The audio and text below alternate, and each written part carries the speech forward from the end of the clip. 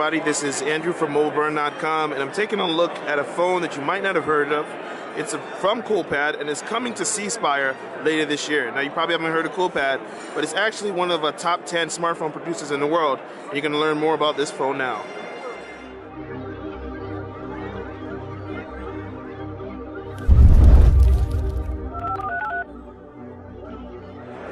This is the Coolpad Quattro 4G, and as the 4G name implies, it is an LTE device. It's coming on C Spire's burgeoning LTE network, and you see you got the little 4G logo on the back.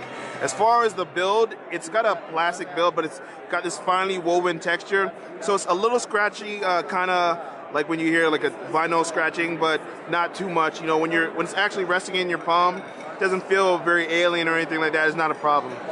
You notice on the buttons, it has capacitive buttons for home, back, and of course menu. I know some of you don't like the glass buttons, you prefer all virtual, but that's not something you get here. As far as the screen, it's a 4.5-inch display, QHD display. Now the resolution isn't at the top of the line what you see with some other Android devices, but they are specifically targeting the mid-range. You know, Coolpad is a company that has built phones for Metro PCS, and they're very popular in China. They came into America, and they're trying to do it slowly by introducing mid-range devices.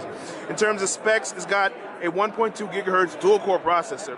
Well, it's not connected to the web, so I really can't take it for a spin. I wanted to try to test it out, but it's really not connected. But when you're actually moving through the apps, when you're trying to get a sense of how the phone performs, it performs about as well as you would expect for a mid-range device. It has a 5-megapixel rear camera on the back with the flash, as you see to the right of it. Aside from that, it's running mostly stock Android, 4.1.2. Now I say mostly because it's not exactly pure Android. When you pull down the lock screen, you can see that they customize the pull-down menu to have the quick switches. They've also changed the launcher a little bit. You see the font's a little different. It's more of a Roboto type of font rather than what you typically see in Android. Other than that, it's not deep, heavy customizations like you see with TouchWiz or with HTC Sense. Just more of a modification to the launcher and the notification shade. Now it has Android 4.1, so it does support Google Now. It has a gigabyte of RAM, 4 gigabytes of internal storage. I didn't see a micro SD slot here anywhere in the device. Oh, wait, do I see a micro SD slot here? Let me double check. No, that's the power button. Silly me. On the left, you have volume up and down. You have the micro USB charging at the bottom, as well as a 3.5 millimeter headphone jack. And the screen is very fingerprint friendly, so I'm gonna have to clean that off for a second.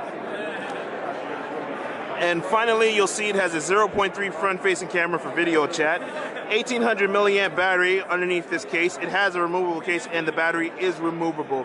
And I forgot to mention, when I say 4G, it is LTE compliant, so it also supports voice over LTE. And that's not going to be available in all areas, but in areas where C Spire launches voice over LTE, that's going to improve the quality of your phone calls. This is coming in a couple of months, maybe a few weeks actually. I'll put the details in the section below. But in the meantime, this is Andrew from MobileBurn.com testing out the Coolpad Quattro 4G.